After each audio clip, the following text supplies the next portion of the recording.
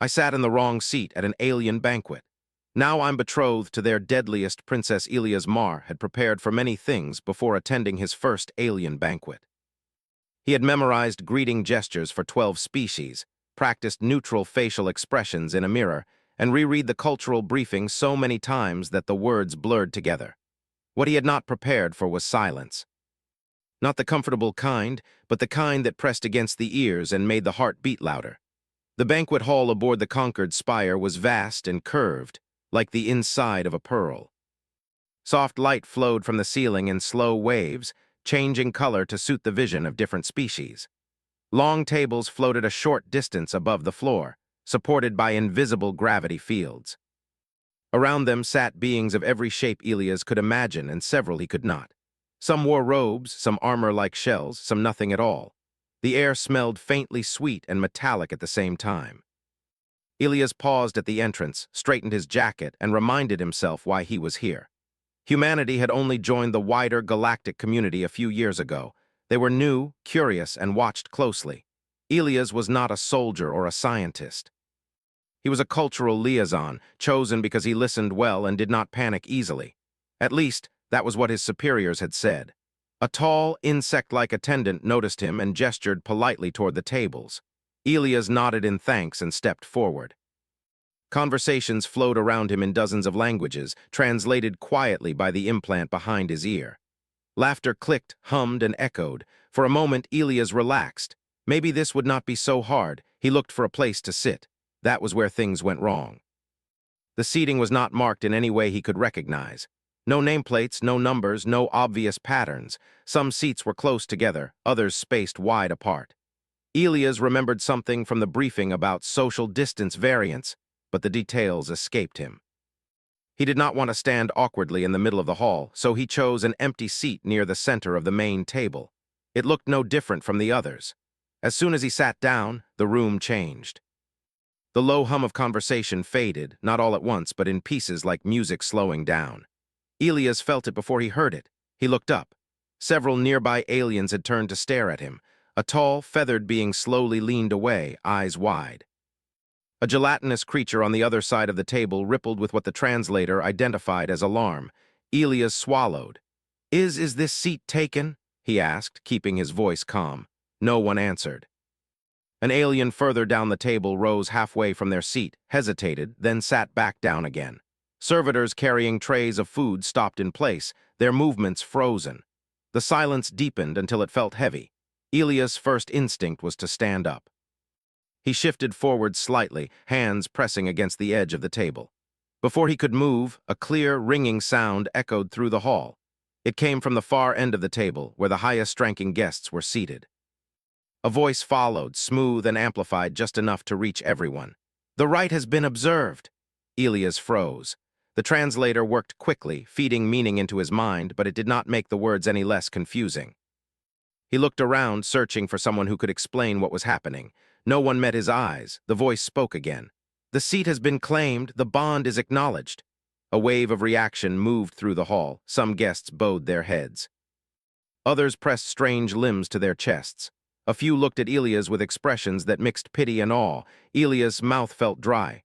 "I'm sorry," he said, louder now. "I think there's been a mistake." The insect-like attendant from earlier hurried forward, stopping a careful distance from the table. Its antennae twitched rapidly. "Honored human," it said, voice tight, "please remain seated." That did not help. "What seat is this?" Elias asked. The attendant hesitated, then answered in a low voice. "The consort's seat." The words landed slowly. "Consort," Elias repeated. "As in partner?" The attendant's eyes reflected the shifting light of the hall. "As in chosen by proximity under Karun High Right." Elias had heard of the Karun. Everyone had. They were an old empire, disciplined and feared not because of their weapons, but because of their leaders. Karun rulers were said to end wars with words alone. Their princess, Valith, was known across the galaxy by a title that the translator softened but could not fully explain. Deadliest did not mean violent. It meant final. Elias had not expected to meet her by accident. Before he could ask another question, the lights dimmed slightly, signaling an arrival. All eyes turned toward a raised platform at the end of the hall. A figure stepped forward, tall and slender, moving with unhurried grace. Princess Valeth of the Karun did not wear armor or heavy robes.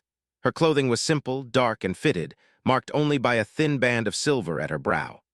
Her skin was a deep shade of blue-gray, smooth and unmarked. Her eyes were large and dark, reflecting light like still water. She looked younger than Elias had imagined, though her presence filled the room. She walked toward the table, each step measured. As she approached, guests leaned back, creating space without being asked. Her gaze moved across the hall, taking in every detail. When her eyes reached Elias, they stopped. Elias felt a strange pressure then, not physical but mental, like the moment before speaking in public when every thought becomes very clear. He did not look away. Not because he was brave, but because he was too surprised to remember that he should.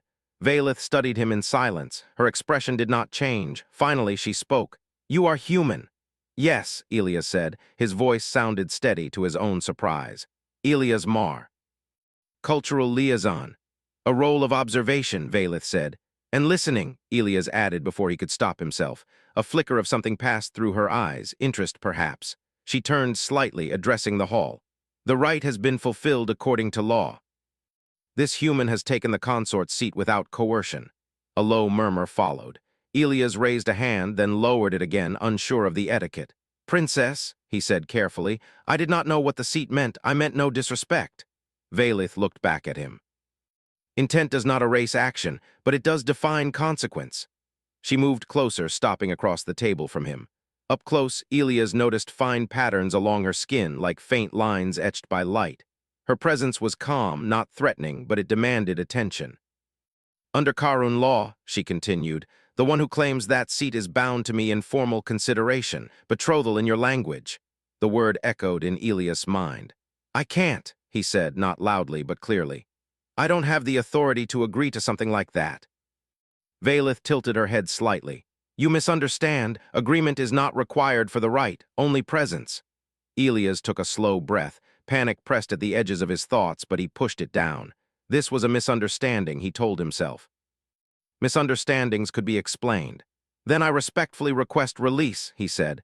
"If there is a way." Silence returned, sharper than before. Valeth did not answer immediately. Instead, she studied Elias as if he were a puzzle. He waited, hands folded in front of him, forcing himself not to fidget. He could feel the attention of the entire hall focused on him, weighing every breath.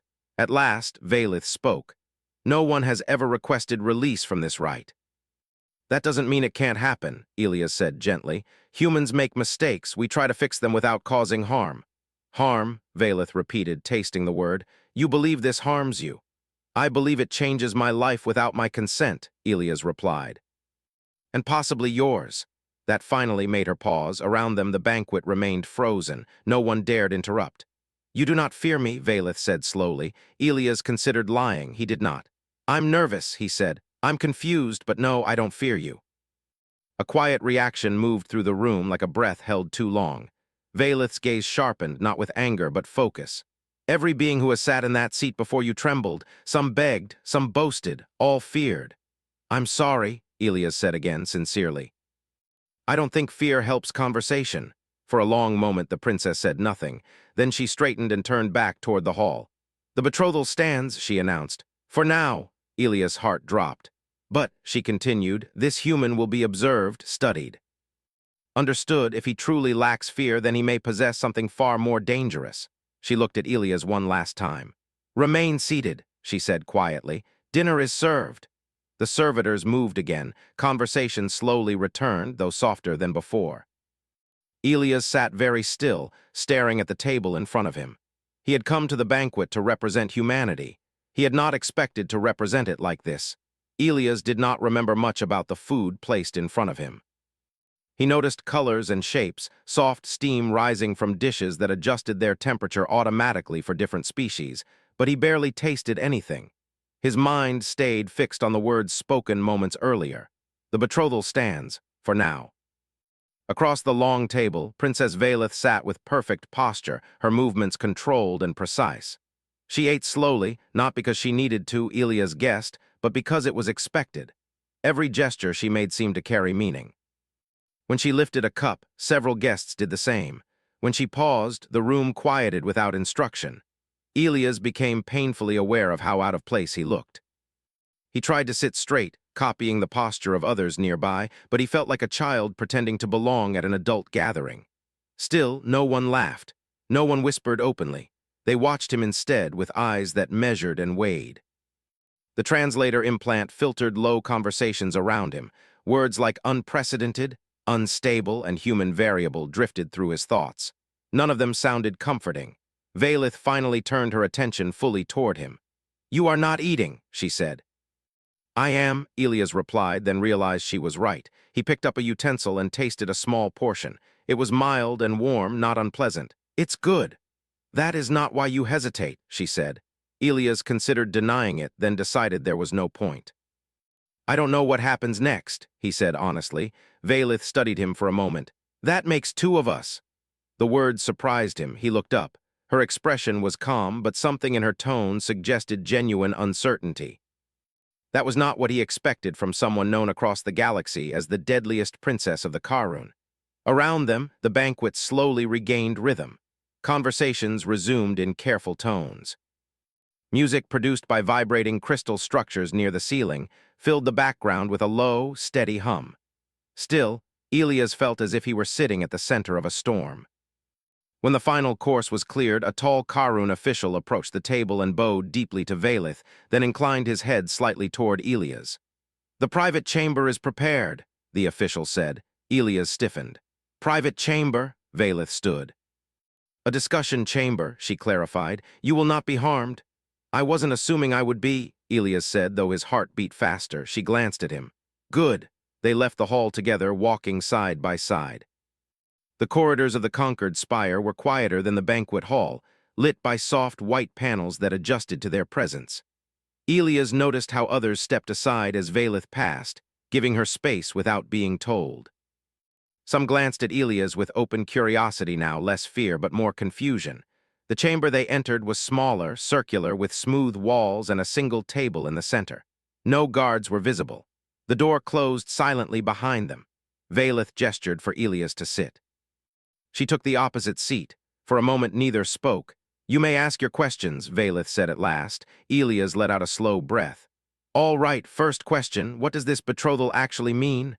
Valith folded her hands on the table. "Under Karun law, a consort is not property. It is a bond of consideration. Influence flows both ways. The consort may advise, challenge, and represent." "That sounds political," Elias said. "It is," Valith replied. "Everything meaningful is." "And if I refuse?" he asked. Valith's eyes did not leave his face. "There is no punishment, but refusal would be interpreted as rejection of Karun authority. That would carry consequences beyond this room." Elias nodded slowly. "For humanity." "Yes," he rubbed his forehead. "So I'm stuck." "For now," she agreed. Elias leaned back slightly. "You said you wanted to observe me. Why?" Valith was silent for several seconds. Elias wondered if she was deciding how much truth to offer. "You did not respond correctly," she said finally. "I responded honestly," Elias replied. "Exactly," she said. "Most species adapt their behavior to survive power. They fear it, admire it, or seek to control it. You acknowledged it without submission." "I'm not sure how else to act," Elias said. "You're a person, powerful, yes. But still a person." Valith's gaze sharpened. "Among the Karun, power defines personhood." "That sounds exhausting," Elias said before thinking. The room went very still. Then, to his surprise, Valith let out a quiet breath that might have been a laugh. "It is," she said. Elias blinked. "I didn't mean to insult your culture." "You did not," Valith replied. "You described it accurately." She stood and walked slowly around the chamber, her steps soundless. "I have been trained since childhood to read weakness, intent, and fear. I have ended conflicts by exposing truths others wished hidden. That is why they call me deadly." "And yet," Elias said, "you couldn't read me." She stopped. "I read you. I simply did not find what I expected." "What did you expect?" "Ambition," she said. "Or terror." "I just wanted to sit down and not offend anyone," Elias said. That earned him a longer look. Their conversation was interrupted by a soft chime. A projection appeared above the table, displaying a cluster of symbols that the translator quickly converted. "Incoming diplomatic request." Valith frowned slightly. "Already?" The message expanded, showing representatives from 3 different species.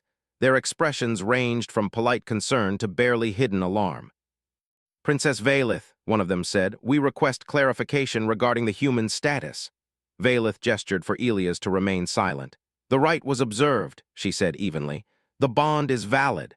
"This changes the balance," another representative said. "Humans are unpredictable." Elias could not help himself. "We're really not," he said. "We're just new." All eyes turned to him. Valith did not stop him. That alone caused visible shock among the representatives. "You speak without permission," one said sharply. "I speak as myself," Elias replied, "not as a weapon or a threat." Valith's lips curved slightly. "He speaks under my authority." The projection flickered with unrest. "This alliance," another voice said, "could destabilize." "It could stabilize," Elias interrupted, more confident now, "if you let it." The room felt tight like a held breath. Valith raised a hand and the projection dimmed. "Enough! The matter will be addressed in due time." The image vanished. Elias exhaled. "I probably shouldn't have said that." "You should not have," Valith agreed. "Yet it was effective." She returned to her seat. "You see patterns they do not. You assume cooperation where others assume dominance." "That's how humans survived," Elias said. "We're not the strongest. We just learned to work together." Valith watched him closely. "That may be the most dangerous trait of all." Hours passed in discussion. Elias explained humanity's history, carefully avoiding glorification of conflict. He spoke about cooperation, about failure, about learning through mistakes. Valith listened without interrupting, asking precise questions that showed she was not only hearing his words, but analyzing them. By the time the chamber lights dimmed to signal the end of the cycle, Elias felt drained. "You will be given quarters near mine," Valith said as they stood, "for observation." "I feel very studied," Elias said. "That will continue," she replied. "But know this. You are not a prisoner." "That's reassuring," he said. As they walked toward the exit, she paused. "Elias Mar," she said, "if you attempt to flee, it will complicate matters." "I wasn't planning to," he said. "Running usually makes things worse." She nodded. "You learn quickly." When Elias was finally alone in his assigned quarters, he sat on the edge of the bed and stared at his hands. Less than a day ago, he had been a minor diplomat with a careful career plan. Now he was betrothed to a Karun princess and being watched by half the galaxy. Somewhere deep down, beneath the fear and confusion, a strange thought formed. If humanity was being judged by his actions, then maybe this mistake mattered. Maybe sitting in the wrong seat had placed him exactly where he needed to be. Elias woke to soft light instead of an alarm. The walls of his quarters slowly brightened, shifting from deep blue to a gentle white. For a few seconds he forgot where he was. Then memory returned all at once, heavy and unreal. The banquet, the seat, the princess. The word betrothal echoed in his mind again. He sat up and rubbed his face. A small table near the wall displayed a tray of food, already adjusted for human biology. That alone told him how closely he was being monitored. Someone had taken the time to learn what he needed. As he ate, his translator implant activated with a quiet pulse. A message appeared in his vision. "Princess Valith requests your presence." Elias sighed. "Of course she does."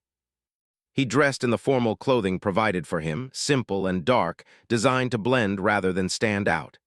As he left his quarters, two Karun attendants fell into step beside him. They did not speak, but their attention never left him.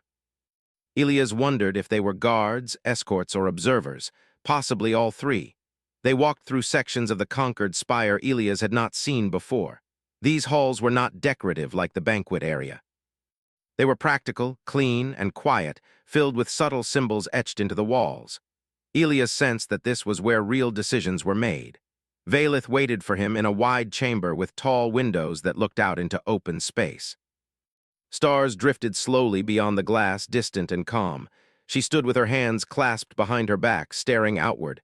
"You are punctual," she said without turning. "I didn't want to make things worse," Elias replied. She faced him. "That is becoming a pattern." She gestured for him to come closer. A long table sat between them, its surface alive with faint moving light. When Elias took a seat, the light shifted, forming symbols and diagrams. "These are political projections," Valith said.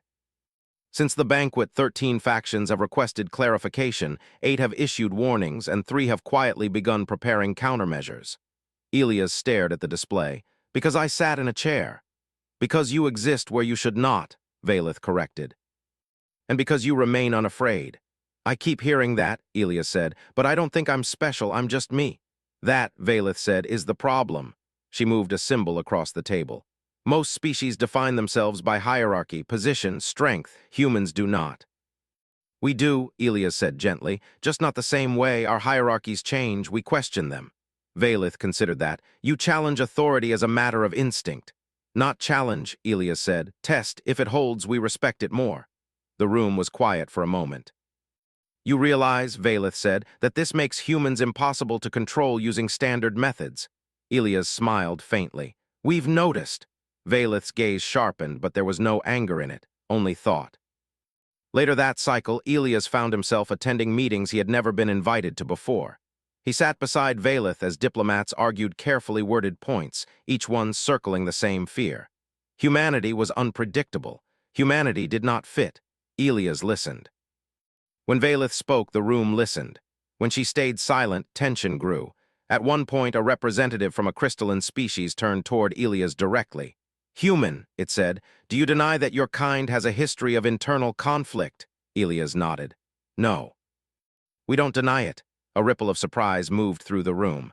But we also don't pretend it makes us superior, Elias continued. We learned from it slowly, painfully, we're still learning. The representative paused. You admit weakness. We admit reality, Elias said. That's how improvement starts.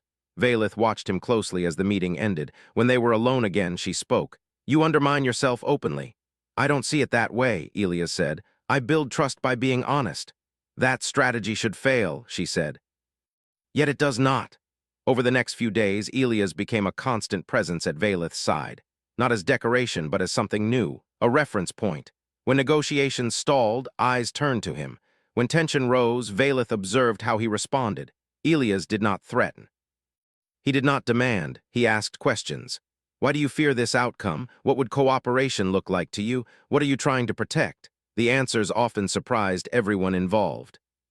Some factions began adjusting their stance, not because they feared humanity, but because they began to understand it. That frightened others even more. One cycle, Elias was invited into a smaller chamber with Valeth and several Karun elders. Their presence filled the room with quiet authority. You are altering perception, one elder said. This was not intended. I didn't intend any of this, Elias replied. Valeth did not defend him. She did not need to. The human does not dominate, another elder said. Yet influence follows him. That is how humans lead, Valeth said, often without realizing it. The elders studied Elias as if he were a strange equation. Do you seek power? One asked. Elias shook his head. I seek stability, for my people, for yours if possible. And if those goals conflict, then we talk, Elias said, until we find a better option. The elders exchanged looks, not agreement but concern. Later, walking back through the quiet halls, Valeth spoke. They are beginning to see you as a variable they cannot remove. That sounds bad, Elias said. It is, she replied, for them. She stopped near one of the windows. Tell me something, Elias Mar, if I release you from this bond, what would you do? He did not answer right away. I would return to my duties, he said finally. I would report everything honestly, I would argue for patience, and I would try to stop this from becoming a conflict. And if you remain, she asked. Then I'd do the same, Elias said, just closer. Valeth studied him for a long time. You are not loyal to me, she said. I'm loyal to outcomes, Elias replied. Peace if possible. That honesty, she said quietly, is more dangerous than devotion. That cycle, a formal challenge was issued, not violent but political. A coalition of species demanded a public demonstration that humanity could be restrained. Elias stood before the council chamber, aware of the weight placed on his words. You fear what you don't understand, he said simply. That's natural. Humans fear it too. The difference is we don't let fear decide everything. And if your kind grows powerful, a voice demanded, Elias met it calmly. Then judge us by what we build, not by what you imagine. Silence followed. Valeth rose from her seat beside him. This human has done more to stabilize relations in days than force has done in decades, she said. That is my judgment. The council did not agree unanimously, but they did not oppose her either. That night, Elias stood alone in his quarters again, staring out at the stars. He felt tired, exposed, and strangely steady. He had not changed who he was, but the galaxy was changing how it saw humanity. The message arrived at the beginning of the next cycle, quiet but heavy. Elias felt it before he fully understood it. The air in the conquered spire had changed. It was subtle, like the feeling before a storm when everything becomes too still. He was walking with Valeth through one of the inner corridors when the lights shifted to a pale amber, a signal used only for matters of high importance. Attendants stopped where they were, doors sealed softly in the distance. Valeth paused, her posture straightened and her eyes focused, sharp and alert. "They are moving faster than expected," she said. "Who is they?" Elias asked. "The coalition," Valeth replied. "They have decided discussion is no longer sufficient." Elias felt a knot form in his chest. "You said this wouldn't become violent." "It will not," Valeth said calmly, "but it will become decisive." They entered a secure chamber where a wide projection filled the air. Symbols and figures shifted constantly, representing political alignments, trade routes, and influence networks. Elias did not understand all of it, but he understood enough to see the problem. Lines were being drawn. "The coalition plans to force a binding resolution," Valeth explained. "They wish to define humanity's role before it defines itself." "And how do they plan to do that?" Elias asked. "By limiting you," she said. "By limiting me, by separating us." Elias was quiet for a moment. "They think this betrothal is the problem." "Yes," Valeth said. "They believe I am being influenced." "And are you?" Elias asked, carefully. Valeth turned to him. For once there was no calculation in her eyes, only truth. "Yes," she said, "but not controlled." That answer stayed with Elias as the day unfolded. Meetings followed one after another. Representatives spoke with polite voices and careful words, but the meaning beneath them was clear. The bond between the Karun princess and the human diplomat had changed the balance of power. Some feared it, others resented it, a few wanted to use it. Elias listened as always, but this time he felt something new: responsibility. Not just for himself or humanity, but for Valeth as well. During a break between sessions, Elias and Valeth stood near a window overlooking the curve of the spire. Ships drifted slowly beyond, distant and silent. "You could end this," Elias said quietly. "You could declare the bond temporary, say it was a misunderstanding." "I could," Valeth replied, "but it would be a lie." "And that matters to you?" he asked. "It does now," she said. Elias turned toward her. "Then maybe it's time we stop reacting and start choosing." Valeth studied him. "You have something in mind." "I think so," Elias said. "They're afraid because they don't know what this bond means, so we show them." "How?" she asked. "By redefining it," Elias said. "Not as control, not as alliance, but as partnership." Valeth considered this. "That word carries little weight among my people." "It does among mine," Elias replied, "and among many others even if they don't admit it." That cycle, a formal session of the Galactic Council, was called. Attendance was mandatory. The chamber was larger than any Elias had seen, designed to hold thousands of representatives, each seated according to complex rules of status and influence. Elias took his place beside Valeth. He felt the weight of countless eyes on him, not hostile, not friendly, curious. Wary, the council moderator spoke first, outlining the concerns: humanity's rapid integration, the unpredictable effect of human psychology, the unprecedented bond between species of unequal power. Then Valeth stood. Her voice carried easily through the chamber. "You fear what you cannot classify," she said, "so you seek to reduce it." Murmurs spread. "You call this human dangerous," she continued. "Not because he threatens you, but because he does not." Elias felt his heart beat faster. He had not known what she planned to say. "He does not fear me," Valeth said. "He does not obey me. He does not seek to rule beside me. He seeks understanding." A representative rose. "Understanding does not prevent collapse." "No," Valeth agreed, "but ignorance ensures it." She turned slightly, gesturing toward Elias. "This bond has revealed a truth none of you wish to see. Power does not only come from dominance, it comes from resilience, from cooperation, from the ability to adapt without breaking." Elias stood then, not because he had planned to, but because it felt necessary. "I didn't come here to change the galaxy," he said. His voice was steady, clear. "I came to listen, to learn. If that scares you, then maybe the problem isn't humanity." Silence followed, deep and tense. A voice from the upper tiers spoke. "What do you propose, human?" Elias took a breath. "A trial," he said, "not of strength, not of control, but of cooperation." Valeth looked at him sharply, but she did not stop him. "Let humanity serve as a bridge," Elias continued. "Not rulers, not enforcers, mediators." Give us a role that depends on trust, not fear. Laughter rippled in some sections of the chamber. And if you fail, another voice asked. Then you were right to doubt us, Elias said simply. But if we succeed, you gain stability without force. The council erupted into debate. Voices overlapped, arguments clashed. Elias felt drained, but he did not sit down. He remained standing, visible, present. Valith watched the chaos with calm focus. At last, the moderator called for order. The proposal will be considered, they announced. Until then, the bond remains under observation. It was not a victory, but it was not a loss. Later, in the quiet of Valith's private chambers, Elias finally allowed himself to sit. His hands trembled slightly. You took a risk, Valith said. So did you, Elias replied. She nodded. The elders will not be pleased. They rarely are, Elias said with a tired smile. Valith looked at him for a long moment. You have altered my path. I'm sorry, Elias said automatically. Do not be, she replied. I have ended many conflicts. But I have never built something new. She stepped closer, not too close, just enough to feel real. They call me deadly because I end things, she said. You begin them. Elias met her gaze. Beginnings are harder. Yes, she agreed, and far more frightening. In the cycles that followed, resistance did not vanish, but it softened. Some factions tested humanity's role, presenting minor disputes, watching how Elias responded. He listened. He reframed. He asked questions no one else thought to ask. Slowly, outcomes improved, not perfect. Never perfect, but better. The bond between Elias and Valith became less a scandal and more a symbol. Not of power, but of possibility. Still, Elias knew this was not the end. Too many eyes watched. Too many interests shifted.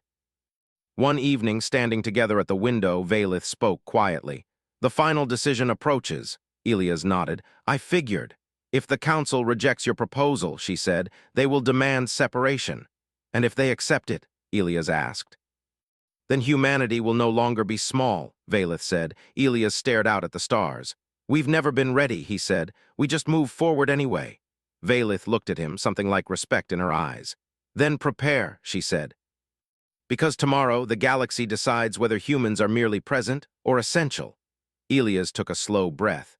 Whatever happened next, there would be no wrong seat to blame anymore. The final session of the Galactic Council began without ceremony.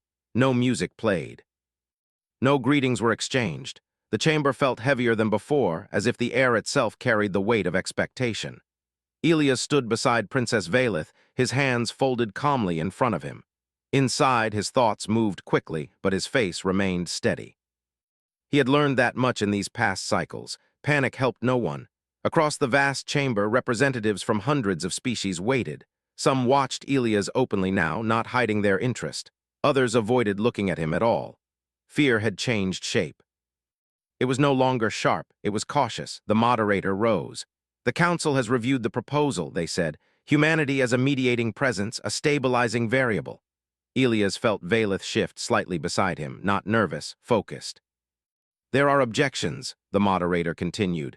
Concerns regarding long-term influence, cultural contamination, power drift. Elias expected this. He had prepared for it. But, the moderator said, there is also evidence. A projection filled the chamber. Data flowed in slow, clear patterns, records of disputes resolved, trade routes reopened. Minor conflicts eased through dialogue rather than pressure. These outcomes occurred within a limited observation window, the moderator said, and yet the trend is consistent. A representative from the crystalline species spoke. The human did not dominate discussion. No, another added reluctantly, he redirected it. Valith stepped forward. You fear that humans will reshape the galaxy, she said. You are correct, murmurs spread. But not through conquest, she continued. Not through force, they reshape by connecting what you keep separate. She turned slightly toward Elias. I was called deadly because I ended conflicts. Humans are feared because they prevent them from forming. Elias took a breath and stepped forward as well. I won't promise perfection, he said. We fail, often, but we keep trying, not because we're noble, because cooperation is how we survive. A voice rose from the far tier. And if humanity grows influential, Elias nodded. Then hold us accountable, build rules with us, don't isolate us until fear becomes prophecy. Silence followed, long and deep. The moderator conferred quietly with others, then they faced the chamber again. The council will vote, they announced. Elias felt the moment stretch. He did not pray, he did not hope wildly, he simply waited. Lights shifted as votes were cast, one by one. Slowly, the count completed. "The proposal is accepted," the moderator said. "Humanity will serve as a recognized mediating species. The bond between the Karun princess and the human liaison will be reclassified." Ilia's chest tightened. "Not as a liability," the moderator finished, "but as precedent." A wave of reaction moved through the chamber, not celebration, not outrage, acceptance. Valith closed her eyes for a brief moment. When she opened them, something had changed. The sharp edge of isolation she had carried was gone. Ilias let out a quiet breath he had not realized he was holding. Later, the chamber emptied slowly. Some representatives approached Ilias with cautious respect. Others simply observed him from a distance, recalculating. When they were finally alone again, Ilias and Valith stood near the great window overlooking the stars. "So," Ilias said softly, "I guess this is real now." "Yes," Valith replied, "there will be consequences." "There always are," Ilias said. She turned toward him. "You are no longer just a liaison." "I was never very good at staying small," Ilias admitted. Valith studied him. "You could leave now, the bond no longer traps you." Ilias considered that carefully. "I could," he said, "but I won't." "Why?" she asked. "Because this matters," he replied, "and because walking away would feel like fear." Valith nodded slowly. "Then the bond remains, not by right, by choice." That distinction mattered more than any law. In the cycles that followed, change came quietly. Humanity was invited to tables where they had never been welcome before. Ilias was not always present, but his approach spread. Humans listened, asked questions, built bridges where others had built walls. Valith continued her role as princess, but her methods shifted. She still ended conflicts, but now she often did so by letting others speak first, by allowing space. The title Deadliest Princess did not fade, it evolved. She was deadly to stagnation, to endless rivalry, to fear-driven silence. One evening, long after the council's decision, Ilias sat beside her in a smaller hall. No audience, no observers, just stars beyond the glass. "Do you regret it?" he asked. "The seat, the bond, me." Valith considered the question. "I regret many things," she said. "This is not one of them." Ilias smiled. "Good, because I still don't know the seating rules." That earned him a rare, genuine smile in return. The galaxy did not become peaceful overnight. It never would. But something fundamental had shifted. When conflict rose, someone now asked a different question. What do the humans think? Not because humans were strongest, but because they stayed. They stayed seated when others stood down. They stayed calm when fear demanded reaction. They stayed connected when power tried to divide. And it all began with a man who sat in the wrong seat and refused to stand when fear told him to move. In the end, the galaxy learned the truth. Humanity was not dangerous because of what it could destroy. Humanity was dangerous because of what it refused to give up.